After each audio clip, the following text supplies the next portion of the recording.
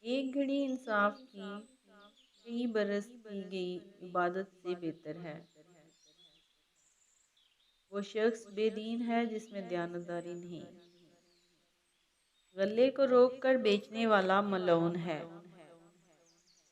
بے شک عورت کی عزت ایک شریف انسان ہی کر سکتا ہے اور اس کی بے عزتی کمینے لوگوں کے سوا کوئی نہیں کرتا۔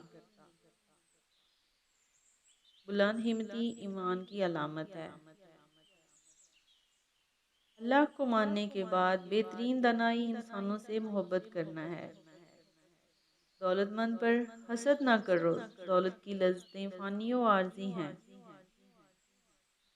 جو کوئی اللہ پر توکل رکھے گا اللہ اس کے لیے کافی ہوگا۔ سادگی ایمان کی علامت ہے۔ حیا ایمان کی ایک شاخ ہے۔ جو شخص جھوٹی قسم کھائے اپنا ٹھکانہ جہنم میں بنائے۔ سخی گنہگار اللہ کے نزدیک بخیل عابد سے بہتر ہے۔ سردار بننے سے پہلے علم حاصل کرو۔ جس طرح اللہ نے تم پر احسان کیا ہے اس طرح تم بھی لوگوں پر احسان کرو۔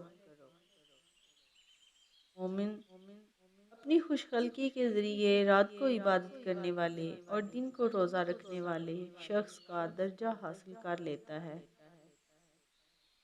خاموشی بہت بڑی حکمت عملی ہے۔ جہالت افلاس کی بدترین قسم ہے۔